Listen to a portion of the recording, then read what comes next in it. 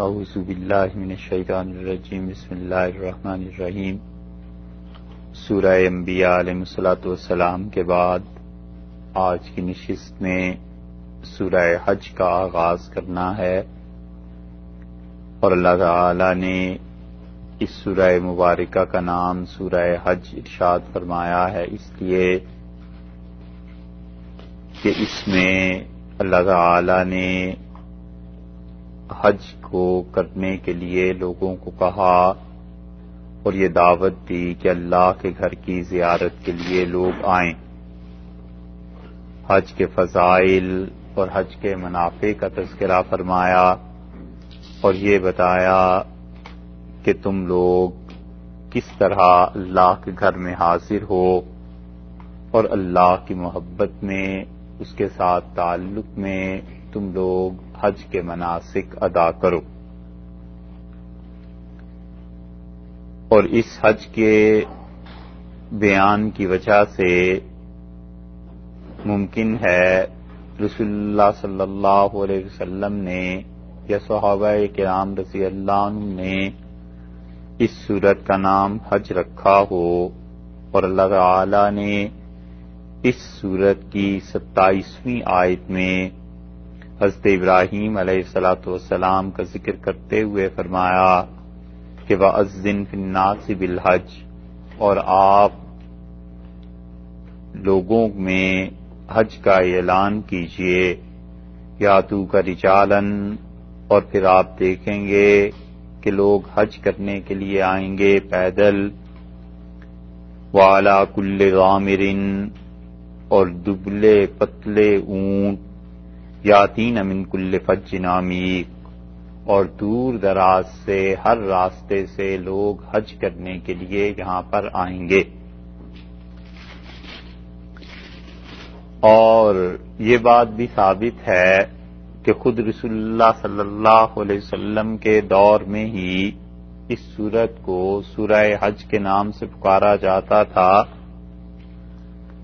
اور حضرت عقبہ ابن عامر رضی اللہ عنہ کی روایت آئی ہے کہ وہ کہتے ہیں میں نے عرض کیا رسول اللہ صلی اللہ علیہ وسلم سے کہ کیا اللہ کے رسول سورہ حج کو اس وجہ سے اللہ نے باقی سورتوں پر فضیلت بخشی ہے کہ اس میں 2 سجدے ہیں؟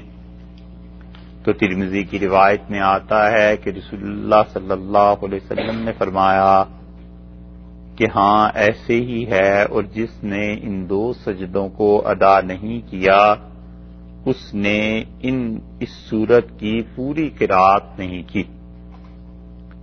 تو سورت کی مکمل قرات کا مطلب یہ ہے کہ جو آدمی بھی اس سورت کی پوری قرات کرنا چاہے اور وہ چاہے کہ اس سورت کے پڑھنے کا پورا ثواب اسے ملے، تو اسے چاہیے کہ اس صورت میں 2 سجدے کرے۔ ایک سجدہ وہ جو سب کے نزدیک ہے اس سورہ حج کا، یعنی ہمارے سارے حنفی فقہا اس بات کے قائل ہیں، اور دیگر ائمہ میں سے بھی بعض، اور ایک حج کا سجدہ وہ ہے جو اس سورت کے آخر پر آیا ہے، گویا کہ رسول اللہ صلی اللہ علیہ وسلم نے ان دونوں سجدوں کے کرنے کے متعلق ارشاد فرمایا۔ رہ گئی یہ بات کہ سورہ حج کا دوسرا سجدہ وہ ہمارے نزدیک کیوں نہیں ہے، یہ تو انشاءاللہ جب اس مقام پر پہنچیں گے تو اس سورت کے متعلق بھی عرض کریں گے، اس سجدے کے متعلق کہ اس سورت میں اس سجدے کو حنفی فقہا نے کس وجہ سے یہ قرار نہیں دیا کہ یہ سجدہ کرنا بھی ضروری ہے۔ ابن ماجہ میں حضرت ابو الدرداء رضی اللہ عنہ کی روایت آتی ہے، اور وہ کہتے ہیں کہ میں نے رسول اللہ صلی اللہ علیہ وسلم کے ساتھ 11 سجدے کیے، اور ان میں جن جن صورتوں میں سجدہ ہے ان کو انہوں نے ذکر کیا کہ اس میں کون کون سی جگہ پر رسول اللہ صلی اللہ علیہ وسلم کے ساتھ انہوں نے سجدہ کیا۔ اور سورہ اعراف میں رعد، نحل، بنی اسرائیل، مریم، اور یہ سورہ حج، اور اس کے بعد سورہ فرقان اور نمل اور سورہ سجدہ اور صاد اور حوامیم میں وہ کہتے ہیں کہ میں نے رسول اللہ صلی اللہ علیہ وسلم کے ساتھ ان صورتوں میں سجدہ کیا۔ ابو داؤد میں ہی حضرت عمر بن العاص رضی اللہ عنہ کی بھی روایت آتی ہے، اور وہ کہتے ہیں کہ انہوں نے قرآن پاک پڑھتے ہوئے 15 سجدے کیے رسول اللہ صلی اللہ علیہ وسلم کے ہمراہ، اور رسول اللہ صلی اللہ علیہ وسلم نے انہیں قرآن میں 15 سجدے گنوائے اور 15 سجدے پڑھائے۔ 3 سجدے وہ ہیں جو قرآن پاک کی صورتوں میں سورہ اعراف وغیرہ میں اور اس کے بعد ہیں، اور اس میں بھی یہ آیا ہے کہ سورہ حج میں 2 سجدے ہیں۔ یہ جو سورت آج شروع کر رہے ہیں اس کے متعلق 2 سجدوں کی روایت آئی۔ اس وقت ان احادیث کے سنانے کا مطلب یہ نہیں ہے کہ ہم سجدوں کی بحث کریں کہ 1 سجدہ آیا ہے یا 2۔ یہ تو بات جب سورہ حج انشاءاللہ مکمل ہوگی تو اس وقت آئے گی۔ ہمارے نزدیک اس صورت میں 1 ہی سجدہ ہے، اور اس وقت بات جو کرنی مطلوب ہے وہ صرف اتنی سی ہے کہ رسول اللہ صلی اللہ علیہ وسلم کے دور میں بھی اس صورت کو سورہ حج کہتے تھے، اور مصنف ابن ابی شیبہ میں حضرت عبداللہ ابن عباس رضی اللہ عنہ کی روایت آئی ہے، اور وہ اس کے متعلق کہتے ہیں کہ سورہ حج میں 1 سجدہ ہے، اور یہی وہ چیز ہے جس پہ حنفی فقہا کا فتویٰ ہے کہ وہ کہتے ہیں کہ ابن عباس رضی اللہ عنہما قرآن پاک کے شارح تھے اور مفسر تھے قرآن پاک کے، اس وجہ سے ہم یہ کہتے ہیں کہ سورہ حج میں 1 سجدہ ہے۔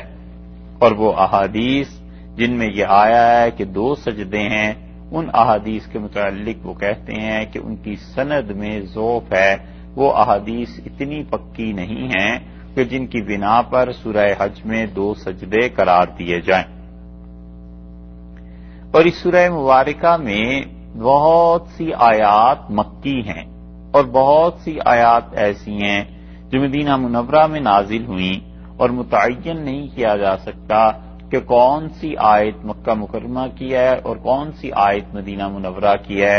ہاں، بعض آیات ایسی ہیں جن سے اندرونی طور پر شہادت اور گواہی ملتی ہے کہ یہ آیت مدینہ منورہ پہنچ کر نازل ہوئی ہوگی، کیونکہ مکہ مکرمہ میں اس کے نازل ہونے کی کوئی بات نہیں بنتی۔ اسی طرح اس سورہ مبارکہ کی جو تفسیر لکھی ہے بہت سے بزرگوں نے، اس میں سے بعض حضرات کا خیال یہ ہے کہ امام رازی رحمۃ اللہ علیہ اپنی تفسیر کبیر کو مکمل نہیں کر سکے تھے، اور جب انہوں نے سورہ انبیاء علیہ الصلوۃ والسلام کی تفسیر لکھی تو بس اس کے بعد ان کا انتقال ہو گیا۔ شہاب الدین خفاجی رحمۃ اللہ علیہ نے اس کو لکھا ہے کہ امام رازی نے تفسیر کبیر جو لکھی ہے تو سورہ انبیاء علیہ السلام تک پہنچے، اور اس کے بعد انہوں نے قرآن پاک کی تفسیر نہیں کر سکے۔ دوسرا قول تفسیر کبیر کے بارے میں یہ بھی ہے، کچھ لوگوں کا خیال ہے کہ امام رازی رحمۃ اللہ علیہ نے 27ویں پارے تک تفسیر لکھی ہے، اور اس کے بعد اس تفسیر کو مکمل نہیں کر سکے، اور بقیہ 3 پارے جو ہیں وہ ان کے شاگردوں نے مرتب کیے ہیں۔ لیکن یہ ساری چیزیں ان کی سوانے میں ہونے کے باوجود ہمارا خیال یہی ہے کہ امام رازی رحمۃ اللہ علیہ نے تفسیر کبیر پوری کر لی تھی، اور یہ ساری تفسیر انہی کی لکھی ہوئی ہے، اور اگر فرض کر لیں کہ ان کے علاوہ کسی نے لکھی ہے تو صاحب اس نے پھر ایسا قلم سے قلم ملایا ہے اور اتنی مہارت سے لکھی ہے کہ آدمی تصور نہیں کر سکتا کہ کہاں پر ایک آدمی کا بیان ٹوٹا ہے، ختم ہوا ہے، اور کہاں سے دوسرے نے شروع کیا ہوگا، تو یہ پتہ ہی نہیں چل سکتا، اس لیے کہ ہر آدمی کا ایک پیٹرن ہوتا ہے اپنا لکھنے کا، بات ایک ہی ہوتی ہے اور اس کی ادائیگی کے طریقے مختلف ہوتے ہیں۔ مگر امام رازی رحمۃ اللہ علیہ کے بعد فرض کیجئے کسی نے یہ تفسیر اگر پوری بھی کی ہے ان کی، تو اس نے کمال کیا ہے کہ پتہ نہیں لگنے دیا کہاں امام رازی رحمۃ اللہ سے تفسیر چھٹی ہوگی اور کہاں سے دوسرے آدمی نے اسے شروع کیا ہوگا۔ اس سورہ حج میں اللہ تعالی نے یہاں سے اسے شروع فرمایا 17ویں پارے میں، اور یہ قرآن کریم کی 22ویں سورت ہے، اور اللہ تعالی نے فرمایا کہ یا ایھا الناس اتقوا ربکم، اے لوگو ڈرو اپنے پروردگار سے، اللہ کا تقوی اختیار کرو۔ پہلا حکم جو دیا وہ اللہ سے تقوی اختیار کرنے کا، کیونکہ تقوی انسان کا توشہ ہے، آخرت میں کام آنے والی چیز ہے، قبر میں کام آنے والی چیز ہے، حتیٰ کہ اس تقوی کے اثرات انسان پر پڑتے ہیں اور انسان اپنی زندگی کو بہتر طریقے پہ گزار سکتا ہے۔ تقوی کا مطلب یہ ہے کہ آدمی اللہ کی نافرمانی سے بچتا رہے، اور تقوی کا مطلب یہ ہے کہ وہ اپنے آپ کو ایسے کاموں سے باز رکھے جن کی وجہ سے خدا کا عذاب اس پر آ سکتا تھا۔ اس لیے اللہ تعالیٰ نے آغاز شان سے فرمایا کہ یا ایھا الناس اتقوا ربکم، اے لوگو اپنے پروردگار سے تقوی اختیار کرو، اے لوگو اپنے رب سے ڈرتے رہو، اور اس ڈر کا نتیجہ یہ نکلے گا کہ تمہارے اعمال ٹھیک رہیں گے۔ ان زلزلۃ الساعہ، اور بلا شک و شبہ لوگوں جو اللہ سے ڈرنا ہے اس وجہ سے بھی ضروری ہے کہ قیامت کا جو پھونچال ہے شیء عظیم، ایک بہت بڑی چیز ہے۔ قیامت میں جو پھونچال آئے گا، جو زلزلہ آئے گا، وہ بہت بڑی چیز ہے۔ زلہ کا مطلب ہے قدم کا پھسل جانا، اور زلہ کا مطلب ہے کسی آدمی کا سلپ کر جانا، اور زلہ کو جب بڑھایا گیا تو زلزلہ ہو گیا، اور زلزلہ وہی ہے جو اردو میں بھی استعمال ہوتا ہے، اور اسی کا ترجمہ بھونچال سے بھی کیا کرتے ہیں۔ اللہ نے فرمایا وہ قیامت کے دن کا جو زلزلہ ہے یا قیامت کا زلزلہ وہ بہت بڑی چیز ہے، اس لیے ہم تمہیں بتاتے ہیں کہ تم اللہ کا تقوی اختیار کرو۔ سورت کا پہلا حصہ یہاں سے شروع ہو رہا ہے، اور اس میں اللہ تعالی نے 2 دلائل ارشاد فرمائے ہیں کہ لوگوں اللہ کے ساتھ شرک نہیں کرنا، اور اس کی ایک دلیل یہ ہے اور ایک دلیل یہ ہے۔ 2 دلائل کا اس سورہ مبارکہ میں ذکر فرمایا پہلے حصے میں، اور پھر اس سورت کا ایک دوسرا حصہ ہے، اور اللہ نے وہاں شرک کی نفی کی ہے۔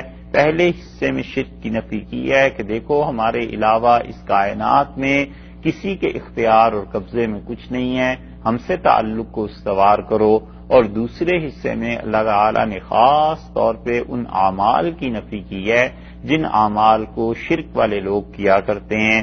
تو پہلے حصے میں فرما دیا کہ لوگوں اللہ سے ڈرتے رہنا، اس لیے کہ قیامت کا یہ زلزلہ بہت بڑی چیز ہے۔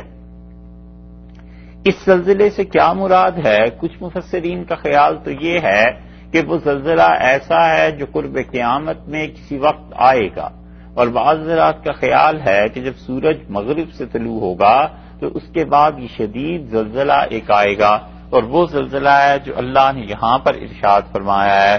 دوسرے مفسرین جن کی اکثریت ہے اور جو بہت اچھی بات کہتے ہیں، وہ کہتے ہیں کہ خود قیامت کا زلزلہ مراد ہے، کہ قیامت کی وجہ سے جو زمین میں بھونچال آئے گا، اور اسی طرح جب سور پھونکا جائے گا، اللہ نے فرمایا ہے کہ تتبعها الرادفہ یومئذ، اور وہ ایسا دن ہوگا، آیا ہے سورہ نازعات میں کہ واجفۃ، اس زمین کو جھنجھوڑ دیا جائے گا، تتبعها الرادفہ، اور اس ایک کے بعد پھر دوسرا زلزلہ آئے گا، پھر دوسری مرتبہ زمین کو جھنجھوڑ دیا جائے گا۔ تو یہ دوسری چیز ہے، یہ پہلی چیز ہے جو زلزلہ قیامت کے دن میں آنا ہے، اللہ نے اس کا تذکرہ فرمایا، اور یہ کہا کہ وہ اتنی بڑی چیز ہے اس کائنات کی کہ اس کی تیاری کرو اور اپنے آپ کو اس کے لیے تیار کرو۔ کچھ حضرات کا خیال یہ ہے کہ یہ زلزلہ اصل میں اس وقت ہے جب نفخہ ثانیہ ہوگا، دوسرا سور پھونکا جائے گا، لوگ قبروں سے اٹھا کر کھڑے کر دیے جائیں گے، اور بھاگیں گے لوگ اپنے پروردگار کی طرف، اور انصاف کی غرض سے لوگوں کو جمع کیا جائے گا۔ اس وقت زمین میں شدید زلزلہ ہوگا۔ لیکن ان سارے اقوال میں یہ جو درمیان کی بات ہے کہ یہ قیامت ہی کا زلزلہ مراد ہے، اور قیامت کا بھونچال یعنی وہ آواز شروع ہوگی سور پھونکنے کی، اور وہ آواز آہستہ آہستہ بڑھتی چلی جائے گی، اتنی بڑھ جائے گی کہ لوگ گھبرا کر مر جائیں گے، اور اس آواز کی وجہ سے پہاڑ بالکل روئی کی طرح دھنک دیے جائیں گے۔ یہ وہی زلزلہ مراد ہے۔ یوم ترونہا، اللہ نے فرمایا وہ جس دن اس کو دیکھو گے، اس زلزلے کو، تذہل کل مرضعۃ، بھول جائے گی ہوش فراموش کر دیں گے اس کے، کل مرضعۃ، ہر وہ عورت، ہر وہ ماں جو دودھ پلا رہی ہوگی، اما ارضعت، جس دودھ پلانے والے کو وہ پلا رہی ہوگی، اس دودھ پلانے والے بچے کو چھوڑ کر بھاگ کھڑی ہوگی، وتضع، اور جنم دے دے گی، کل ذات حمل، ہر وہ عورت جو امید سے ہوگی، حملہا، وہ ڈال دے گی، اس کی امید ساقط ہو جائے گی، ابارشن ہو جائے گی، وتری الناس سکارا، اور تم دیکھو گے کہ لوگوں کو دیوانے ہو گئے ہیں، نشہ ہو گیا ان پہ، وما ہم بسکارا، اور ان کو کوئی نشہ نہیں ہوا، ولکن عذاب اللہ شدید، اور لیکن تمہارے پروردگار کا عذاب وہ بہت سخت چیز۔ یہ اس زلزلے کی کیفیت اللہ نے اس سورت کی دوسری آیت میں بیان کی، اور اللہ تعالی نے فرما دیا کہ وہ قیامت کا دن اور وہ گھڑی کوئی معمولی چیز نہیں ہے۔ تم اگر سمجھتے ہو کہ آسانی سے وہ گزر جائے گی تو ایسی آسانی سے گزرنے والی چیز نہیں ہے۔ تم اس کو دیکھو اور غور کرو گے تو یوم ترونہا، تم جس دن اس زلزلے کو دیکھو گے، یعنی جس دن وہ زلزلے کی حقیقت تمہارے سامنے آئے گی، تو وہ سامنے آنے کی حقیقت تو یہ ہے کہ تذہل کل مرضعۃ، ہر کوئی ماں جو دودھ پلانے والی ہے، اما ارضعت، جس بچے کو دودھ پلا رہی تھی، اس بچے کو پھینک کے چھوڑ کے بھاگ کھڑی ہوگی۔ ماں، بچہ اسے اتنا عزیز ہوتا ہے، اور بچے کے لیے کیسی وہ محنت کرتی ہے، کس دکھ اور درد سے اس نے اسے جنم دیا ہوتا ہے، اللہ نے کہا پھینک کے بھاگ کھڑی ہوگی۔ اور مرضعہ کا لفظ استعمال فرمایا ہے، اس لفظ کو ایک تو مرضع بھی ہے، یعنی بغیر تا کے، اس کے آخر پر تا اور دو نیچے اس کے زیر آپ دیکھ رہے ہیں، یہ مرضعہ، یہ ہے نا کل مرضعۃ، تو یہ تن کو ہٹا دیں، آخر کے تا کو ہٹا دیں تو پھر مرضع رہ جائے گی، اور مرضع کا مطلب یہ ہے کہ وہ عورت جس میں دودھ پلانے کی صلاحیت ہو، چاہے وہ دودھ پلائے یا نہ پلائے، لیکن اس میں یہ صلاحیت ہو کہ وہ دودھ پلا سکتی ہے۔ اور مرضعہ، یہ جو تا لگ گیا ہے، اس کا مطلب یہ ہے کہ وہ عورت جو اس وقت اپنے بچے کو دودھ پلا رہی ہوگی، یہ ہے۔ اس لیے اللہ تعالی نے یہ بتایا ہے کہ وہ دودھ اس بچے کے منہ میں ہوگا، کل مرضعۃ، ہر دودھ پلانے والی ماں جبکہ وہ دودھ پلا رہی ہوگی، اور آواز آئے گی اس کی زور پھونکے جانے کی، اما ارضعت، جس سے وہ دودھ پلا رہی تھی پھینک کے بھاگ جائے گی، اور وہ آواز اسے ایسی دیوانی بنا دے گی، ایسا دیوانہ پن طاری ہو جائے گا کہ کسی کو کچھ ہوش نہیں ہوگا۔ اور رسول اللہ صلی اللہ علیہ وسلم نے اسی لیے بتایا، آپ نے کہا اونٹ والا اپنے اونٹ باندھ رہا ہوگا، اور تالاب تیار کرنے والے لوگ پانی کے ذخیرے کے لیے وہ کیچڑ میں ہاتھ ہوں گے اور کیچڑ لگا رہے ہوں گے، اور جب یہ آواز آئے گی لوگ سب کچھ چھوڑ کے بھاگ کھڑے ہوں گے حتیٰ کہ وہ گریں گے اور مر جائیں گے۔ یہ اس ماں کا اللہ نے ذکر کیا ہے جس نے اتنی تکلیف سے اس بچے کو جنم دیا، جس میں اس کی گویا کہ جان اور دل تھا، اسے بھاگ کر کھڑی ہو گئی ہے۔ وتضع کل ذات حمل، اور اللہ نے فرمایا اسی طرح تم دیکھو گے وہ اتنی شدید چیز ہے کہ تضع، ڈال دے گی، ساقط کر دے گی، ختم ہو جائے گا، کل ذات حمل، ہر کوئی وہ مؤنث جس کے پیٹ میں بچہ تھا، کوئی بھی مؤنث، وہ خاتون ہو وہ کوئی اور چیز ہو، حملہا وہ ماں ہو، وہ اپنے اس حمل کو بھول جائے گی، اس کا حمل ساقط ہو جائے گا، ابارشن ہو جائے گی، اتنی شدید آواز اس کی شروع ہوگی، اور وہ ایسا دن ہے جس دن میں لوگ بالکل پاگلوں کی طرح ہو جائیں گے، وتری الناس، اور تم دیکھو گے لوگوں کو سکارا، کہ لوگوں پر نشہ طاری ہو گیا ہے، ایسا نشہ طاری ہو گیا ہے کہ متوالے ہو گئے ہیں، جیسے کوئی شراب پی لیتا ہے، جیسے کوئی نشے کی چیز کھا لیتا ہے تو پھر اپنے کام سے نکل جاتا ہے اور اسے کوئی چیز سجھائی نہیں دیتی۔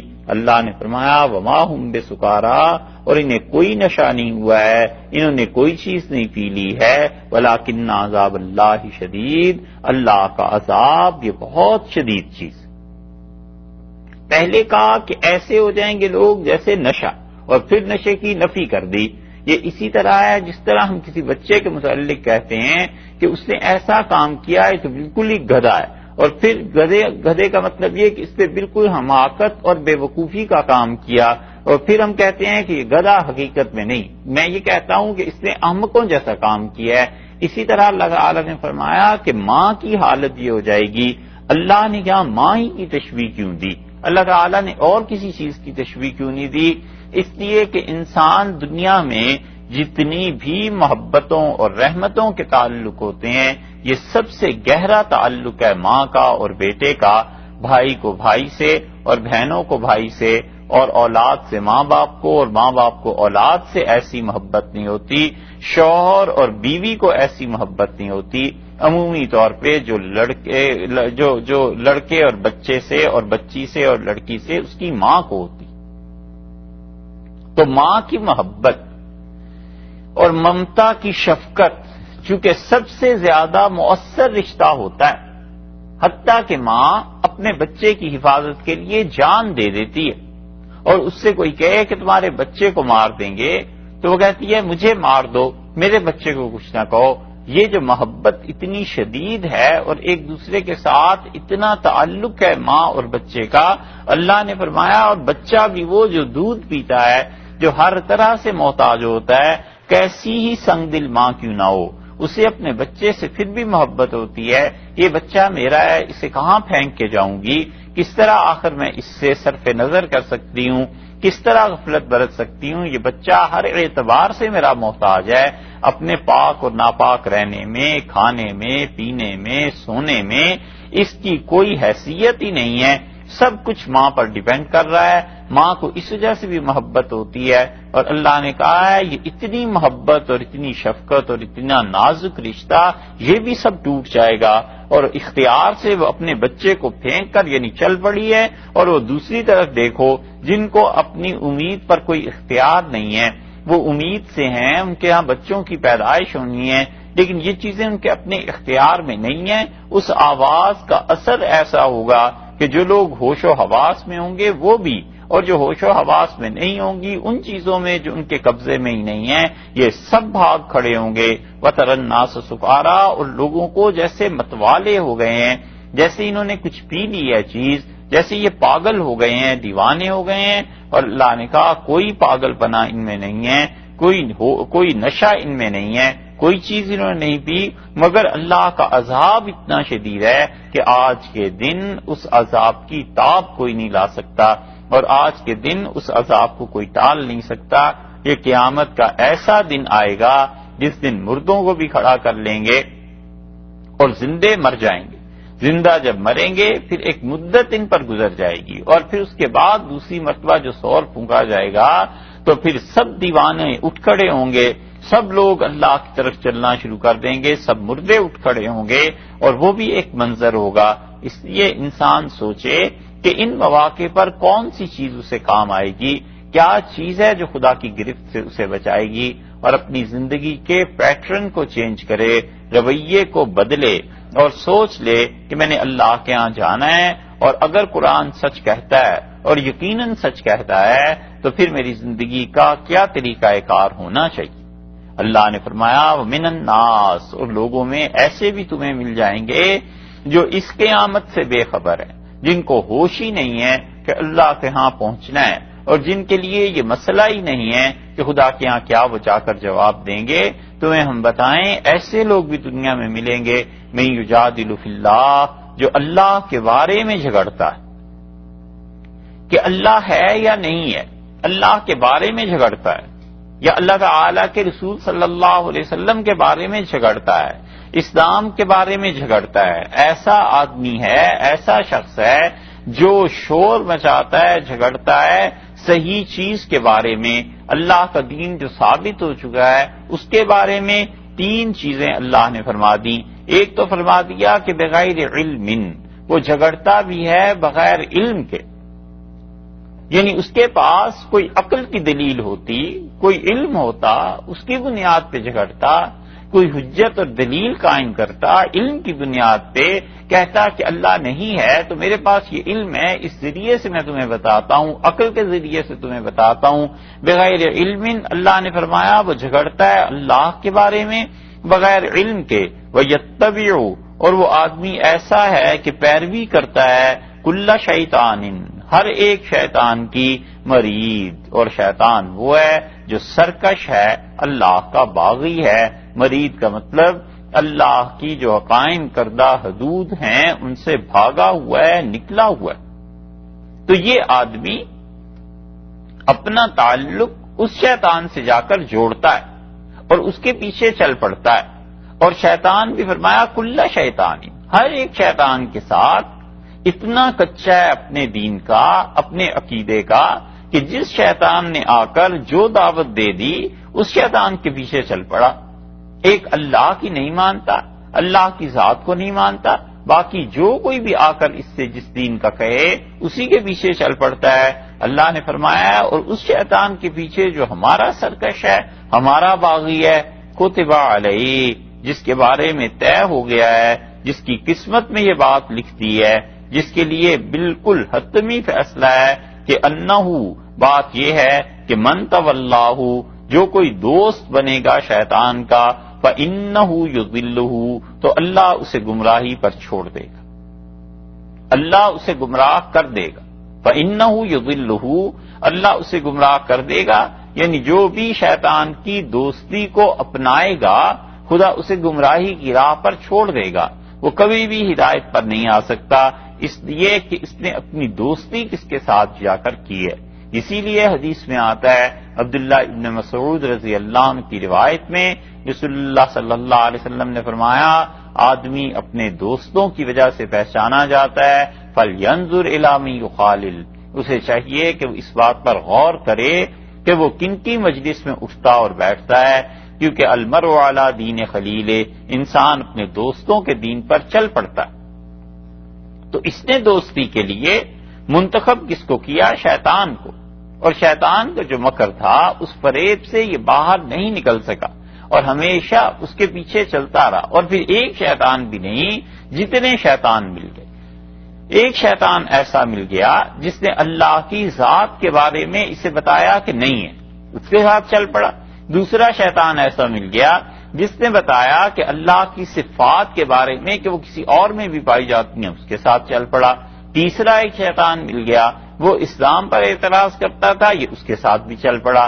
ایک چوتھا شیطان مل گیا جو آخرت کا منکر تھا، الغرض جتنے بھی خدا کے باغی اور جتنے بھی خدا کے نافرمان ملتے رہے سب کے ساتھ اس کی دوستی رہی، اور ایک نہیں رہی تو رحمان سے نہیں رہی، ایک نہیں اس کی دوستی ہوئی تو اللہ سے نہیں ہوئی، باقی جتنے بھی مرید سرکش تھے باغی تھے خدا کے ان کے ساتھ اس کی دوستیاں گانٹ لی گئیں، اور پھر ان کے اس پہ چلتا ہے مسلک اور طریقے پہ۔ اللہ نے کہا پھر دیکھو شیطان کو چنا ہے، کتب علیہ انہ من تولاہ اس کی تو قسمت میں یہ لکھا ہے کہ جو کوئی اس سے دوستی کرے گا وہ اسی کے حکم میں آ جائے گا۔ تو شیطان کی قسمت میں یہ لکھا گیا کہ یہ گمراہ ہے، جو دوستی کرے گا اس کی قسمت میں بھی لکھا جائے گا کہ یہ انسان گمراہ ہے، فَإِنَّهُ يُضِلُّهُ اللہ اسے گمراہ کر دیتا ہے، یعنی خدا اس کا نتیجے کو مرتب کر دیتا ہے۔ جو راستہ اس نے چنا تھا اس راستے پر چلتا ہے اور اللہ کو کوئی پرواہ نہیں ہوتی کہ خدا اسے ضروری کھینچ کے واپس لے آئے، بالکل نہیں، اسے آزادی ہے، اختیار ہے اس کا اپنی آزادی سے جس چیز کو چاہے انتخاب کرے، وَيَهْدِيهِ اور وہ اسے بھیج دے گا إِلَىٰ عَذَابِ السَّعِيرِ اللہ اس کو بھیج دے گا کہاں؟ دوزخ کے عذاب میں۔ سعیر کہتے ہیں اس آگ کو جس میں شعلے ہوتے ہیں، نار بھی آگ کے معنی میں استعمال ہوتا ہے، مگر سعیر جہنم کا وہ طبقہ، وہ علاقہ جہاں پر آگ کے شعلے بلند ہوتے ہیں اس کو کہتے ہیں سعیر۔ تو اللہ نے فرمایا ہم بھڑکتی ہوئی آگ میں، شعلوں والی آگ میں اسے پھینک دیں گے، اسے ہم وہاں لے جائیں گے جہنم میں جہاں شعلے بھڑک رہے ہوں گے۔ ایک ترجمہ اور تفسیر اس کی تو یہ ہوگی۔ دوسرا ترجمہ کتب علیہ اس شیطان کی تو قسمت میں یہ لکھا گیا ہے کہ انہ من تولاہ، کہ جو کوئی بھی اس کے ساتھ محبت کرے گا فانہ یضلہ، تو کیا ہوگا؟ فانہ یضلہ، سو شیطان اسے گمراہ کر دے گا. جو اس کا دوست بنا ہے، انہ وہ، من تولاہ جس کے ساتھ اس نے دوستی کی ہے وہ اسے تباہ کر دے گا، وہ اسے گمراہ کر دے گا. تو یہ جو انہ میں ہو کی ضمیر ہے کہ وہ سے کون مراد ہے؟ کچھ مفسرین نے اللہ تعالی کو لیا ہے کہ اللہ اسے گمراہ کر دے گا اس کی دوستی کی وجہ سے، اور کچھ حضرات نے اس سے شیطان مراد لی ہے، کیونکہ پیچھے آیا نا تولاہ، وہ اس کی دوستی کرتا ہے، تو اس مناسبت سے اسے وہ شیطان ہی کے لیے سمجھتے ہیں کہ فَأَنَّهُ يُضِلُّهُ، شیطان اس کو گمراہ کر دے گا، یعنی غلط لائن پر لے کر چل پڑے گا. دونوں ترجمے اور دونوں تفاسیر اپنی اپنی جگہ پر درست ہیں. وَيَهْدِيهِ إِلَىٰ عَذَابِ السَّعِيرِ، اور پھر اس کا کہ وہ اسے بھیج دے گا، یعنی اللہ بھیج دے گا، یا یہ کہ شیطان اس کے جانے کا سبب بن جائے گا عذاب السعیر، ایسے عذاب کے لیے جہاں پر شعلے اور لپٹیں ہوں گی. اللہ بھیج دے گا تو اللہ کے لیے تو براہ راست ہے کہ وہ اسے بھیج دے گا، یعنی جہنم میں ڈالنے کا اس کے لیے حکم ہو جائے گا.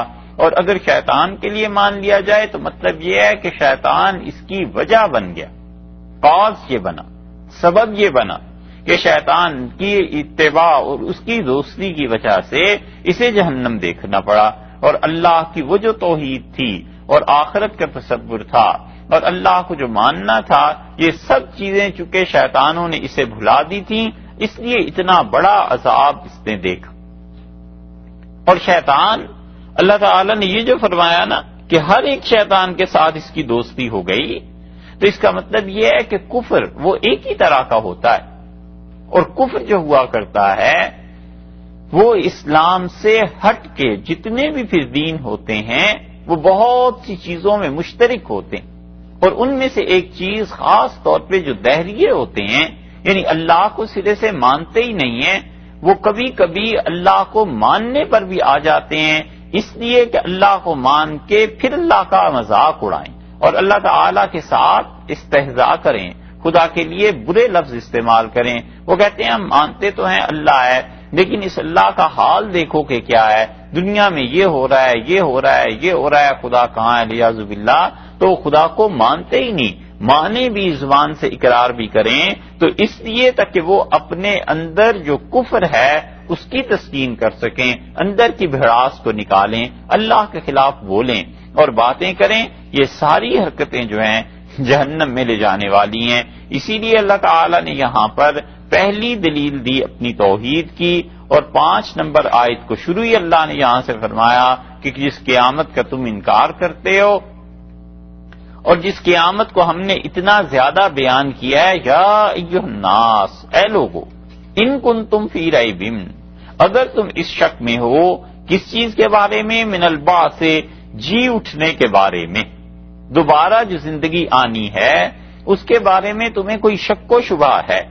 شکوک کی بنیاد اور گمراہی کی بنیاد 2 چیزیں بن جاتی ہیں. ایک چیز اللہ کی ذات اور صفات کو نہ پہچاننا، اور دوسری چیز عملاً جو زیادہ گمراہ کرتی ہے وہ ہے قیامت کے نہ ماننے کا تصور کہ قیامت نہیں آئے گی، ہمیں کوئی نہیں پوچھے گا، ہم جو مرضی کرتے رہیں، ہمیں کوئی زندہ نہیں کرے گا. یہ اپنے مشاہدات کی بنیاد پر چاہتے تھے کہ قیامت کا انکار کریں، اور وہ کہتے تھے ہمارے سامنے ایک آدمی مر جاتا ہے، مٹی میں مل جاتا ہے، اب اسے کون کھڑا کرے گا، اب اسے کون زندہ کرے گا، کب قبر سے یہ اٹھ کے اللہ کے حضور میں پہنچے گا؟ اللہ نے بتا دیا ہے کہ وہ دیکھو دن ایسا ہوگا کہ اس دن تم دیکھو گے ماں اور بچے کا رشتہ منقطع ہو جائے گا. اس دن تم دیکھو گے لوگ پاگلوں دیوانوں کی طرح بھاگ رہے ہیں، اور یہ پاگل پنا نہیں ہے، یہ تو اصل میں اللہ کا عذاب ہے جو اتنا شدید ہے. اور وہ عذاب یہ تو ہے قبروں سے اٹھنے کا، اس قیامت کے دن کا، یا قبروں سے پہلے کا، یعنی قبروں سے اٹھنے سے پہلے کا، عام لوگوں کے مرنے کا ہے. جب جہنم آئے گی تو کیا چیز، اتنی شدید چیز ہے کہ آدمی بعض اوقات خواب دیکھتا ہے اور جب اٹھتا ہے تو اس خواب کا اثر انسان پر ہوتا ہے، ڈر جاتا ہے اور کئی گھنٹے تک سہما ہوا رہتا ہے۔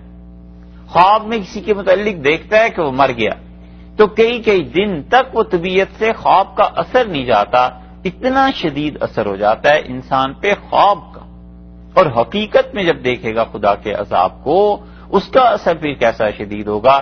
زمخشری نے کشاف میں لکھا ہے، وہ کہتے ہیں کہ ایک آدمی ہمارے محلے میں تھا اور جوان تھا، نماز پڑھتا تھا، سب چیزیں۔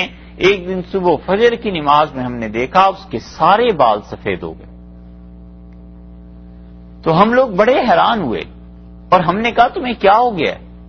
تو اس نے کہا پوچھو مت آج میرے ساتھ رات کیا ہوا ہے۔ ہم نے کہا تمہارے تو عشاء میں بال سارے سیاہ تھے، فجر تک کیا ہو گیا؟ تو اس نے کہا میں رات سویا اور مجھے جہنم خدا تعالی نے خواب میں دکھایا، اور اتنا شدید خوف مجھ پہ طاری ہوا کہ یہ میرے بال دیکھتے ہو رات کو سیاہ سے سفید ہو گئے ہیں۔ یہ ایسی چیز تھی جو اللہ تعالی نے لوگوں کو دکھائی تاکہ لوگ اسے دیکھیں کہ یہ جہنم جو خواب میں نظر آ جائے تو اس کا یہ اثر کبھی پڑ سکتا ہے، جب لوگ اپنی آنکھوں سے دیکھیں گے تو کیا حال ہوگا۔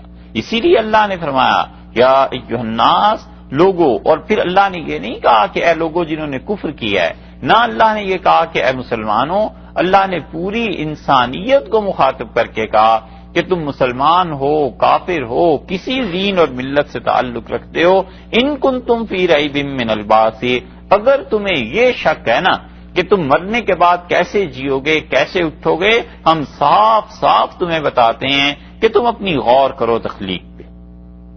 اللہ نے انسانوں کو اس چیز کے لیے سمجھایا ہے، دعوت دی ہے، اللہ نے کہا ہے غور کرو تم اپنی پیدائش پہ تاکہ تمہیں سمجھ میں آ جائے۔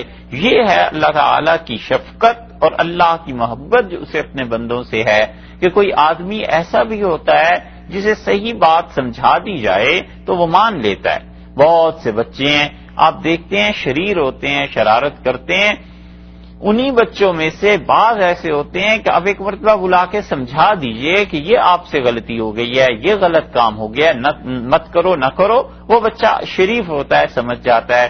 اسی طرح اللہ تعالیٰ کئی مرتبہ چیزوں کو سمجھاتا ہے اور کہتا ہے کہ یہ کام نہ کرو، یہ بات نہ کرو، اس کے نقصانات تمہیں اٹھانے پڑیں گے۔ اب یہ رہ گئی بات کہ تم کہتے ہو دوبارہ پیدا نہیں ہوں گے، قیامت نہیں آئے گی، اٹھائے نہیں جائیں گے قبروں سے۔ ہم تمہیں کہتے ہیں کہ پوری دنیا کے لوگوں ہماری بات سنو، ان کنتم فی ریب من البعث، اگر تمہیں کوئی شبہ ہے نا دوبارہ زندہ ہونے میں، اگلے جہان کے آنے میں، زندگی کے ہونے میں، جی اٹھنے میں، فإنا خلقناکم من تراب، سب سے پہلی بات یہ ہے کہ تم سوچو ہم نے تو تمہیں مٹی سے پیدا کیا ہے، مٹی سے اللہ نے تمہیں بنایا۔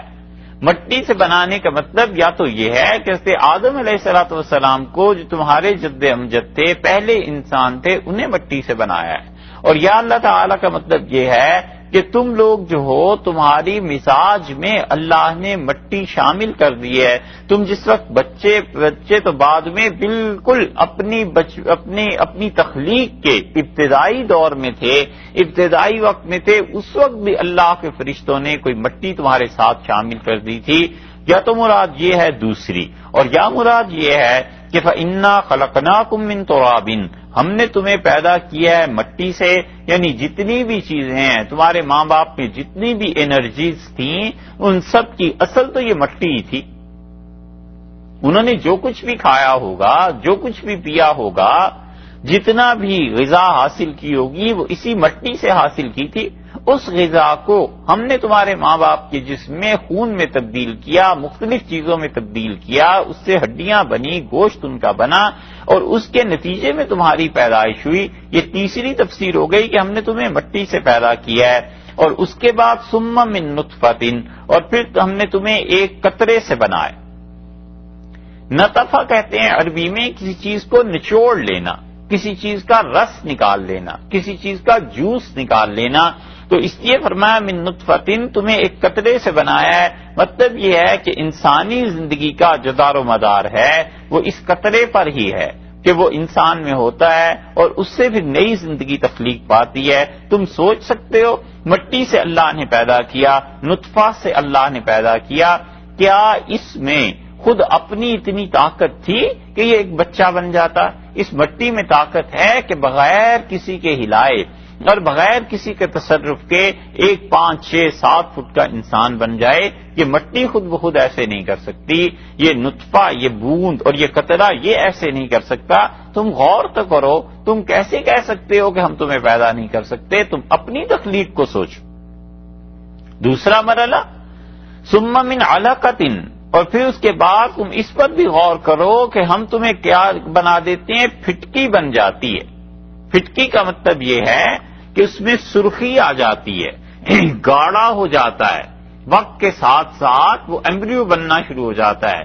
یہ ساری چیزیں آتی ہیں. اس میں کہاں سے زندگی آ گئی؟ اس کو دیکھ لو. تم اس میں جان کیسے پیدا کر سکتے ہو؟ پھر اس کے بعد چوتھا مرحلہ ثم من مضغۃ، اور پھر ہم اس علقہ کے پر مرتب کرتے ہیں کس چیز کو؟ جب یہ اور سخت ہو جائے حتیٰ کہ یہ بوٹی بن جائے. علقہ یہ اس میں جامد ہے. اس میں جامد کا مطلب یہ کہ اس سے مزید الفاظ نہیں بنتے آگے. اور اس کے بعد مضغہ بھی اس میں جامد ہے، یعنی اس سے مزید الفاظ نہیں بنتے. ہم نے تمہیں بوٹی بنا دی. مضغہ عربی میں کہتے ہیں گوشت کا وہ ٹکڑا جس کو آسانی سے نگلا جا سکے. تو اللہ تعالیٰ نے یہ تخلیق کا چوتھا مرحلہ بیان کر دیا کہ اس کے بعد پھر ہم نے کیا کیا. تیسرے چلے میں پہلا چلہ 40 دن تو یہ گزر گئے اور نطفہ کی حالت میں تقریباً رہے. پھر اس کے بعد دوسرا چلہ یہ 80 دن گزر گئے اور تم جو تھے ایسے ہو گئے تھے کہ اس میں سرخی اور اس میں گاڑھا پن پیدا ہو گیا. یہ 80 دن گزر گئے، تقریباً 1.25 ماہ. اور پھر اس کے بعد من مضغہ تیسرا چلہ گزرا اور یہ 120 دن ہو گئے. یہ ہیں جو 120 دن یعنی 4 مہینے ہو گئے.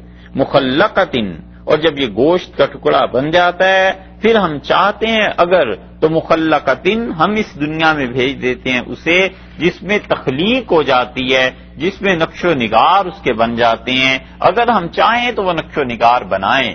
پھر اس کے بعد اس بچے میں پیدا ہونا شروع ہوتا ہے چہرہ، اس کا دل، یہ چیزیں تو پہلے بھی بن جاتی ہیں مگر اس تیسرے چلے میں واضح ہونا شروع ہو جاتی ہیں جب 120 دن گزر جاتے ہیں. مخلقۃ ہم چاہتے ہیں تو اس میں نقشہ بنا دیتے ہیں. وغیر مخلقۃ، اور ہم اگر چاہیں تو وہ پھر غیر مخلقہ ہو جاتا ہے، یعنی اس میں نقشہ نہیں بنتا، ایبارشن ہو جاتی ہے. پاؤں، ہاتھ، چہرہ، ناک، کان، یہ چیزیں کچھ دکھائی نہیں دیتی اور وہ امید سے نہیں رہتی خاتون اور اس کا بچہ پورا نہیں ہوتا.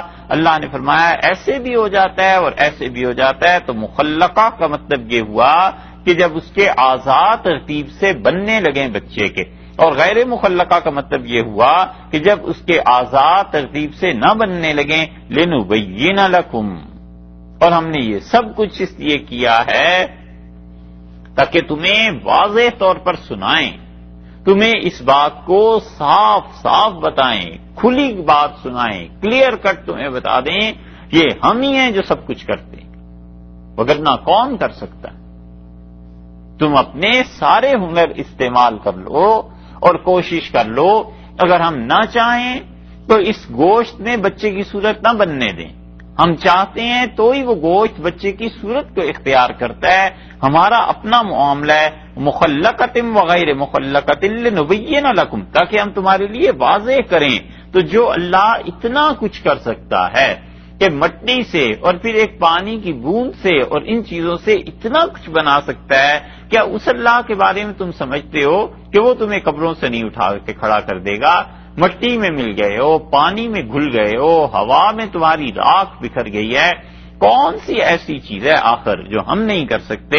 وَنُقِرُّ فِي الْأَرْحَامِ، اور پھر ہم نے جس بچے کو بنانا ہوتا ہے، 2 قسمیں کر دی نا، مخلقہ اور غیر مخلقہ کی، کہ اس بوٹی میں نقش و نگار اور ایک کچھ ایسے جو نقش و نگار نہیں بنتے. پھر بتا دیا آگے ایک ہی قسم کو کہ وَنُقِرُّ فِي الْأَرْحَامِ، اور ہم ٹھہرا دیتے ہیں اس کو اس کی ماں کے پیٹ میں مَا نَشَاءُ، جتنی مدت تک ہم چاہیں، جو کچھ ہم چاہیں. ایک تو یہ ہو گیا اِلَىٰ أَجَلٍ مُّسَمًّى، اور جتنی مدت تک ہم چاہیں، دونوں چیزیں ہمارے قبضے میں. پہلے 2 قسمیں بنائیں، مخلقہ وہ بوٹی جس میں نقش و نگار بچے کے بننا شروع ہو گئے، اور دوسرا وہ گوشت جس میں نقش و نگار نہیں بنے تو ضائع ہو گیا، ختم ہو گئی بات. اور جو بن گئے اس کے متعلق فرمایا وہ نقر فی الارحام ما نشاء، اور جو کچھ ہم چاہیں اس کو پھر ماں کے پیٹ میں رکھتے ہیں، ہم اس کو جو کچھ چاہیں کریں، لڑکا بنا دیں، لڑکی بنا دیں، اور اس کی کوئی جنس نہ بنائیں، ما نشاء جو ہم چاہیں، معذور پیدا کر دیں. کیا کر سکتے ہو تم ہمارا؟ ہوش و حواس والا کر دیں، گورا ہو، کالا ہو، چٹا ہو، کوئی اس کا رنگ ہو. اور بعض مفسرین نے اس سے مراد مقدر اور نصیب لیا ہے کہ اس کا مقدر اور نصیب جو ہم چاہیں متعین کر دیں، تمہارا کیا اختیار چلتا ہے؟ جب ہم تمہیں بتا رہے ہیں کہ تمہاری پیدائش کے یہ سارے مراحل ہمارے قبضے میں ہیں، تم کیسے یہ کہہ سکتے ہو کہ ہم دوبارہ پیدا نہیں کر سکتے؟ اور دوسری بات بتا دی، ایک تو مقدر قسمت یا یہ کہ اس بچے کا مذکر مؤنث کیا چیز ہے، یہ ہمارے قبضے میں. اور اگلی بات یہ فرمائی کہ ما نشاء الی اجل مسمی، اور جب تک ہم چاہیں اس کو رکھتے ہیں. کتنے گھنٹے اس بچے نے پورے کرنے ہیں، کتنے ویکس پورے ہونے ہیں، ڈاکٹر ایک اندازہ دے دیتا ہے کہ جی فلاں وقت تک یہ مدت پوری ہو جائے گی، اس کے بعد کتنے گھنٹے مزید لگ سکتے ہیں، اس سے پہلے کچھ ہو سکتا ہے. ما نشاء جو ہم چاہیں الی اجل مسمی، ایک مدت متعین ہے. یہ ساری کی ساری چیزیں، یہ بحمل کا ٹھہرنا اور یہ بچے کا بننا، یہ سب کچھ اللہ کے اپنے قبضہ اور اختیار میں ہے. نہ چاہے تو کچھ کر لے انسان، کچھ نہیں کر سکتا. اپنی مساعی، تدابیر، میڈیسن، ڈاکٹر، ساری چیزیں مل جاتی ہیں. لیکن آپ جو اسپیشلسٹ ہیں ان سے بھی جا کے پوچھیں تو وہ کہتے ہیں کہ ایک مرحلہ ایسا آ جاتا ہے کہ سوائے اس کے کہ بس انتظار آپ کریں کہ ممکن ہے یہ ابارشن ہو جائے اور ممکن ہے نہ ہو، اور وہ کنسیو کر لیں اور اس کے بعد یہ بچہ بن جائے. ایسے کیسز ہیں جن کے بارے میں ڈاکٹر 100% مطمئن ہوتا ہے اور پھر وہ ابارشن ہو جاتی ہے، نہیں معاملہ حل ہوتا. اللہ نے فرمایا یہ سب چیزیں میرے ہی قبضے میں ہیں، اور پھر جب جو ہم چاہیں بنا دیں، لڑکا لڑکی، رنگ، عمر، یہ وہ، اور جتنی دیر ہم چاہیں رکھیں. جب وہ مدت بھی پوری ہو گئی، کتنے ویکس تھے، کتنے گھنٹے، کتنے منٹ تھے، اس کے بعد ثم نخرجکم طفلا، پھر ہم تمہیں دنیا میں لے آتے ہیں، ہم تمہیں اس جگہ سے نکال دیتے ہیں، اور ہم تم کو نکالتے ہیں تو تم بچے ہوتے ہو، تمہیں بچہ ہونے کی نسبت سے اس دنیا میں بھیجا جاتا ہے. ثم اس کے بعد پھر ایک اور مرحلہ آ گیا. اللہ تعالیٰ نے کتنے مراحل گنوائے؟ ایک تو کہا مٹی، اس کے بعد کہا نطفہ، اس کے بعد کہا علقہ، پھر چوتھے مرحلے پہ فرمایا مضغہ، گوشت بن جاتا ہے.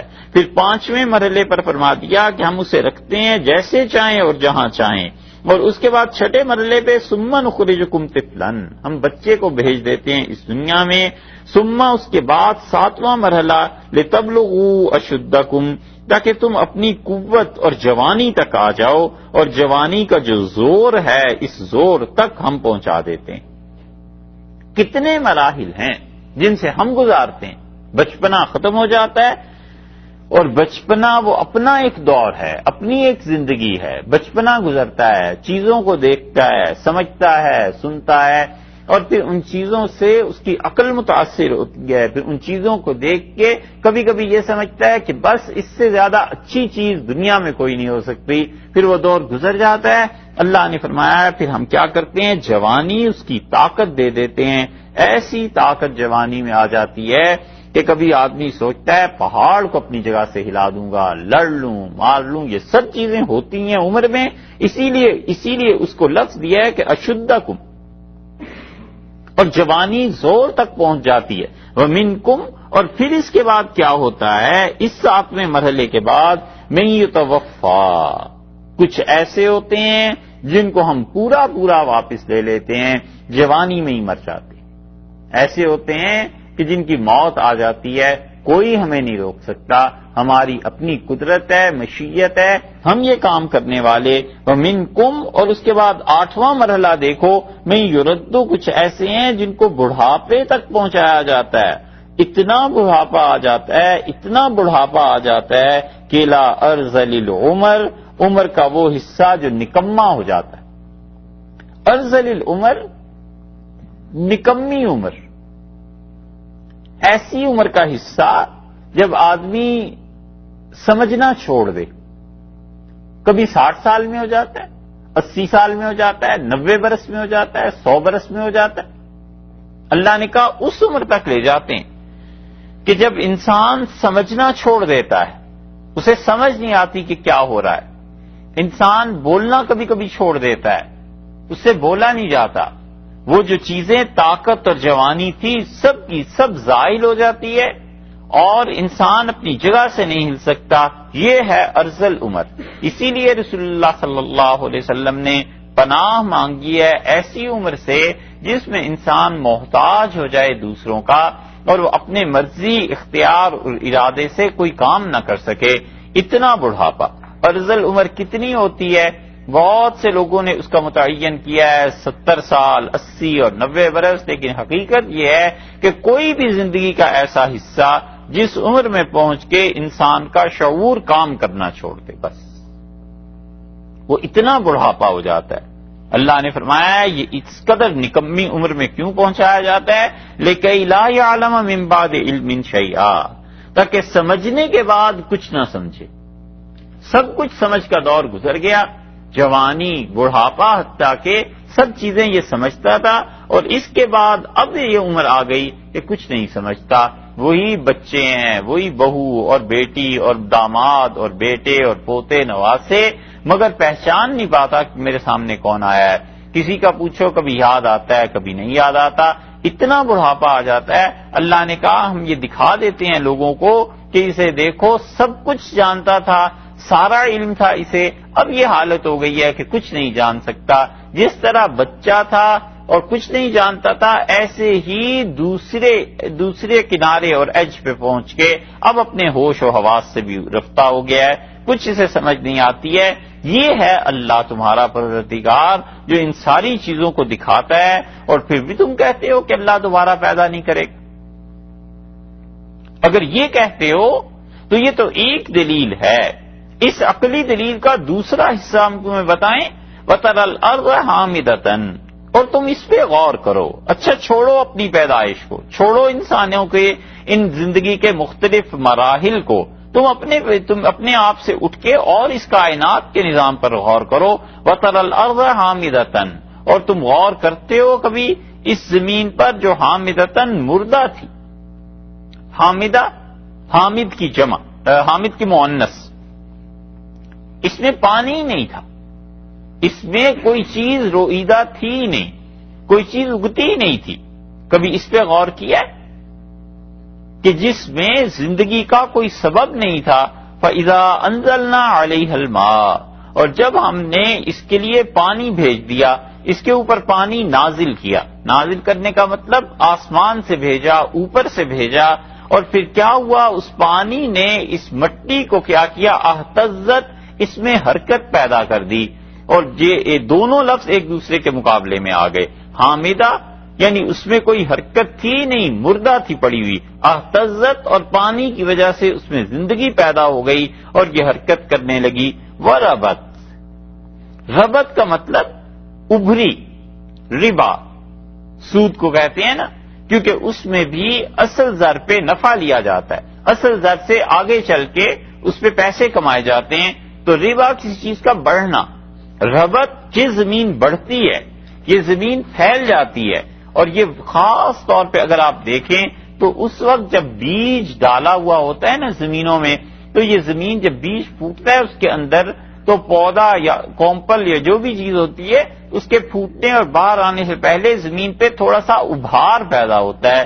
زمین اوپر سے نظر آنے لگتی ہے کہ اچھا اب اس میں کوئی چیز ہے جو باہر آ جائے گی. یہ جو کیفیت ہے اسے کہتے ہیں ربت، کہ زمین ابھر پڑی. وَأَنبَتَتْ، اور اس کے بعد کیا مرحلہ آیا؟ اللہ نے فرمایا وَأَنبَتَتْ، اور زمین میں پھر اس کے بعد یہ مرحلہ آتا ہے کہ اس میں فصل پیدا ہو جاتی ہے، ابھرتی ہے، پھر اگنا شروع ہو جاتی ہیں چیزیں. کیا چیزیں؟ مِن كُلِّ زَوْجٍ، ہر طرح کی چیزیں. بہیج، رونق کی چیزیں، خوشگوار چیزیں. باہجہ، گھنی چیزیں. اور تم دیکھو ہم پھر یہ کرتے ہیں کہ پانی جب اس مٹی کے ساتھ ملتا ہے تو ہر طرح کی چیزیں پیدا ہوتی ہیں. زوج کا مطلب جوڑے سے بھی، اور زوج کا مطلب قسم سے، اور یہاں پہ مراد قسم ہے کہ کتنی قسمیں ہیں جو اس زمین سے اگتی ہیں. پھلوں کی قسمیں لے لیجئے وہ الگ ہیں، سبزیاں لے لیں وہ الگ ہیں، جانوروں کے لیے جو گھاس پیدا ہوتا ہے وہ الگ ہے. یہ سب قسمیں ہیں جو خدا الگ الگ پیدا کر دیتا ہے. پھر ایک ایک قسم میں آگے کئی قسمیں ہیں. درخت لے لیں تو ان کی بھی کئی قسمیں بن جاتی ہیں، سبزیاں لے لیں ان کی اپنی قسمیں بن جاتی ہیں. من کل زوجن، طرح طرح کی چیزیں. بہیج، یا تو مراد یہ ہے کہ گھنی پیدا کرتے ہیں.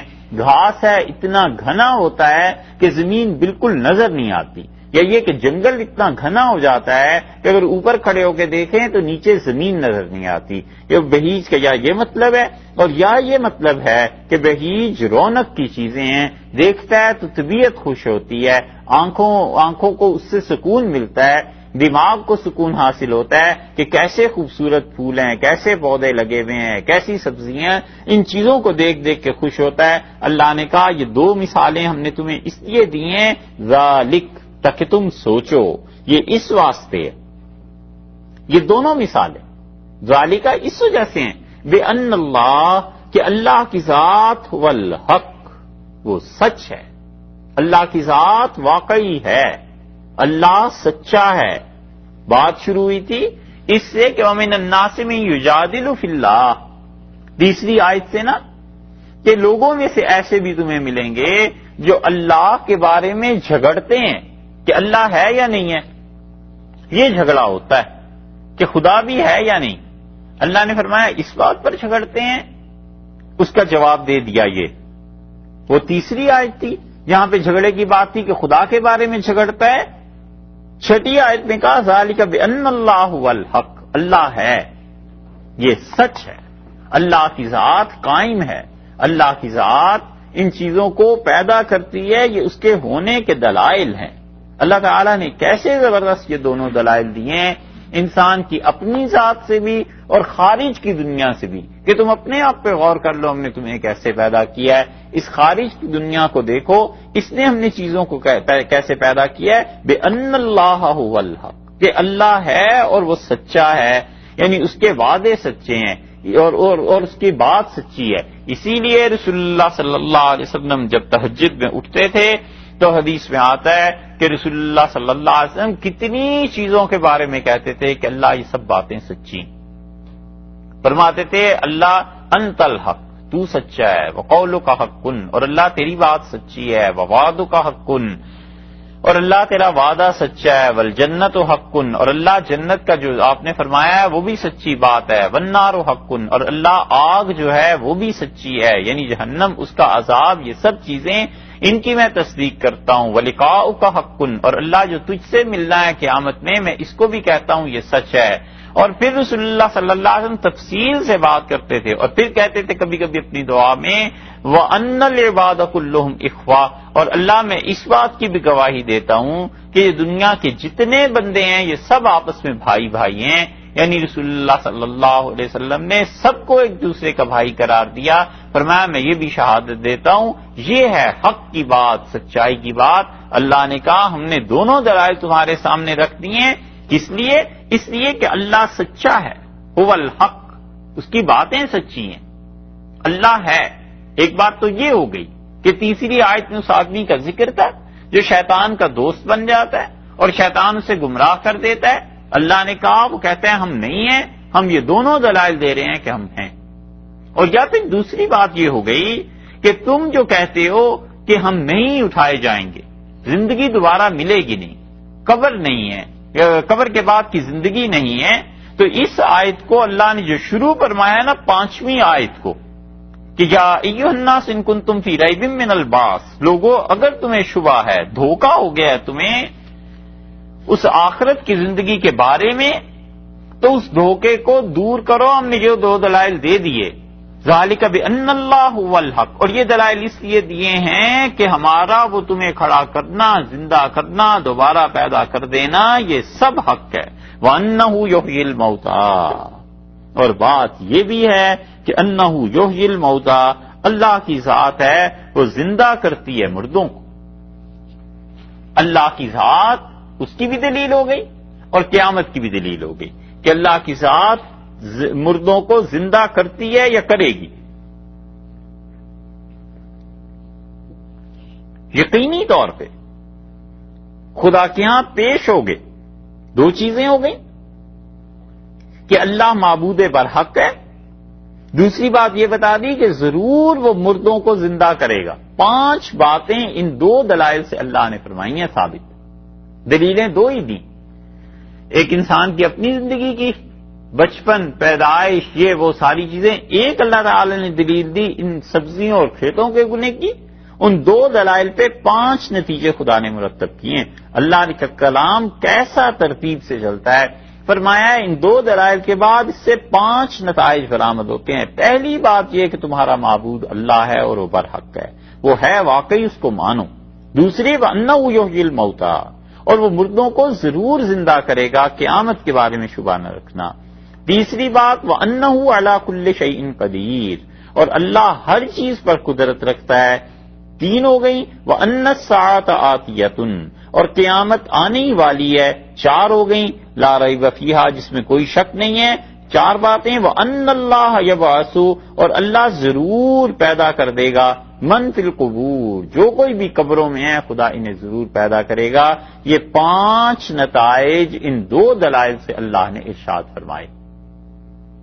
اور بنیادی طور پر ان سارے دلائل کو جمع کر لیا جائے تو 3 باتیں بنتی ہیں. ایک اللہ کی ذات کا اقرار، ایک اس کی قدرت کا اقرار، اور تیسری چیز قیامت.